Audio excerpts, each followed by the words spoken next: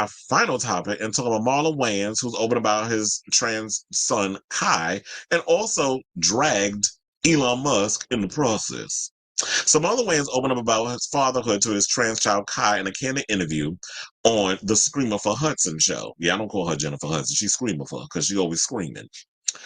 Um, So yeah, she was. He recently did an interview with Screamer for, and here's what he said. So they said the actor and comedian talked about his oldest child on the Screamer for Hudson show on September 17th. That's today, and the clips is on YouTube if you haven't seen it. Saying that Kai is the same child they was before. They just got a beard now. Okay, same baby. Right before that, host Screamer for Hudson asked her guest what he has learned the most about himself through the experience of learning Kai was trans. Saying, I learned that I'm a lot stronger than I thought I was. This is what Wayans 52 had to say. I learned that my family, my brothers, my sisters have prepared me to be a rock in our family. Hudson, who's 43, also called the support that Wayans has been giving Kai amazing and asked him about the journey, what the journey's been like, saying, those are my babies, said the father of three, who also is a dad to son Sean, 22, and daughter Axel, 21 months. Damn, he just had a baby. But that's what sperm will get you. You can keep pushing out them children. Well, you keep making them. Women can't always push out the children because the eggs get powdered at a certain time. So they said, I went through the 5 stages of grief to get to the beautiful, magical place called acceptance. And then he also gets into talking about like losing his parents and all that other stuff. But he also, speaking of which, went in on Elon Musk, especially on the way that he's been treating his trans daughter, Vivian Jenna Wilson, who has been dragging his ass all over social media, especially the recent thing that he said about, Taylor Swift, who's endorsing Kamala Harris. And then you had the little stinky one, the orange bastard, going around. Yeah, because he looked like he stank. And I've heard that he does. Trump. Um, that he was going around talking about he want to impregnate the girl and all this other mess. And Vivian went in on him.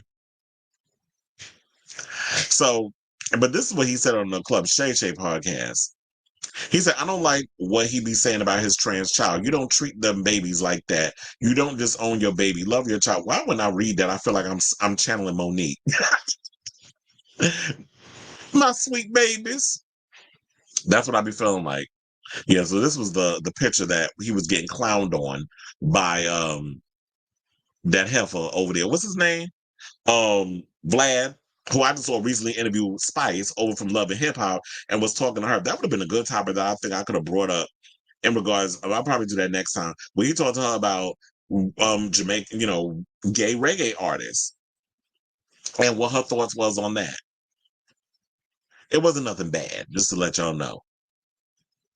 I just hated the fact that she kept using the word sexual preference. Like, we prefer to be homosexual. It's like, that's not how that works. It's in our DNA. It's in our genes. It's who we are. It's part of us. It's not all of who we are, but that's a part of who we are. We don't just prefer to be sucking no dick. And lesbians don't just be preferring to eat the box. It's just, that's the way our brains is wired. Sorry, but yes. But yeah, the word, I don't get offended by a lot of words, but I can't stand when y'all be saying that word preference. So now talk about his wider family and the acceptance of LGBTQ plus children. Wayans said, I'm sad to say some parents, some family members, and some people, it'll take them a lifetime. They'll never get to that magical place that I'm at, which is just acceptance. Still my child, that's my baby. Speaking about Kai's transition, Marlon also opened up further, saying that being the last to know was hard on me. The white chick star added, but as hard as it was, I think that it's not important. It's important what you went through, the 5 steps of grief, but I think it's important that you get to acceptance. And I'm proud to say it took me a week, but it felt like forever.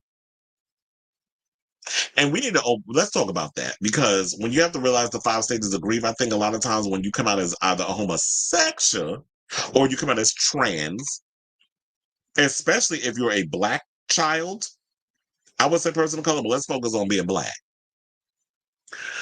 You don't realize how hard that was. When it was for me, I'll say, for example, it was hard for me to come out. First of all, my father found out with me because he found gay porn. But I also tried to do this whole thing where I sat them down and I tried to come out the first time. I couldn't do it. I was like, I try to be what you want me to be, this, all this stuff. Like, it's really difficult. And I think parents need to understand that. It's not easy trying to be gay, especially when you grew up in a household where gay is being seen as an abomination. You're going to go to hell. This is what churches and everything teaches you, especially if you came up in the black church. I didn't come up in the black church, but I grew up Catholic. But I know I have family members who did grow up in the black church. So I'm aware of what that is when you go to those mega churches and this, that, and the other. If you have family members that are evangelicals, like I've been around all that. I know family members that's like that. And then being accused by people of being a Chester the molester when that's a damn lie. And all these other different things. So I totally get all of that other stuff. And you hearing all these stories that grow up in the 90s where you're going to be told that, yeah, you're gay and you're A, going to hell, and B, you're going to die of AIDS. These are the fears that a lot of us have. So that it takes a long time for us to want to come out and speak out on these things out of fear of being rejected, of being thrown out of our families' homes and having to be homeless. That's also another thing that we notice, like when you grow up black and queer, you see Paris is Burning. When I used to be, when I was a kid growing up in New York, the gays, our solitude would be, we go down to the piers. And that's where all the homosexuals would hang out. All the trans girls, the drag queens, the gays, the ballroom girls, the butch queens, we would all go, the femme queens, we all go down to the pier. And that's when we would find our solitude. And that was also a way for me to come out too, because I took my mother and my younger brother down to the pier when I was coming up too and kind of give them that historical situation. So that was also a way for me to present a part of who I was and giving a little history lesson. So I think a lot of times parents don't realize that there's that fear on our side. And that's why he was hurt that he was the last to know, because Kai probably felt like, based off all the things that I just said, that he couldn't come out and be himself to his father and give that news because he didn't know how Marlon was going to react. Especially because, there's a lot of people, even when you grow up in the entertainment industry, a lot of people sit up here and act like they liberal and they live for the gays or whatever because they buying tickets to their shows, but then deep down they're homophobic. Remember, at one point, Cher went through that with Chaz. She gagged, she's a gay icon and gagged when she had a trans child. Well, first of all, she was a lesbian and then went trans. So she came out twice. She came out once as a lesbian. She came out again as a trans male. And then, so that's like a double situation. But then on the flip side, I definitely get it with the parents. It's sort of like, yeah, you've gained a bonus child, but you have to mourn who they were, that assigned gender at birth. You have to go through those grief periods, kind of like rehab.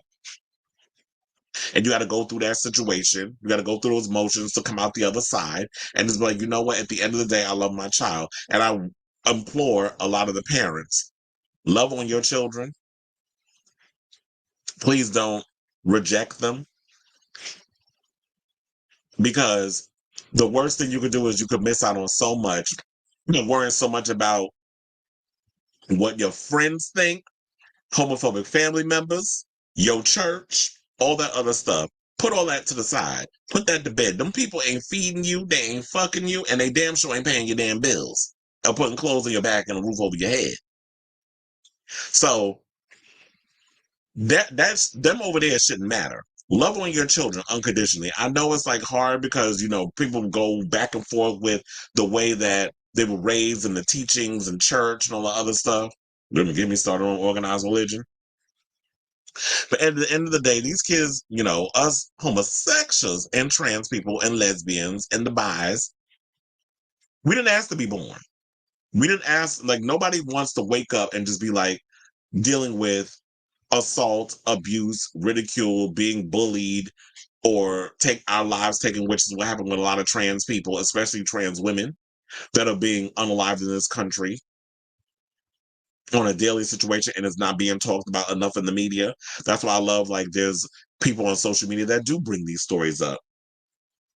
So I say all this to say, what do y'all think of this story? I'm glad that, Marlon came out and said his piece and is showing unconditional love for his child. I love people like Marlon Wayans doing it and Dwayne Wade. We need more upstanding Black men giving great examples of loving on their children regardless of who they are, because I feel like Black men also get a bad rap when it comes to being out here and supporting and loving on their kids.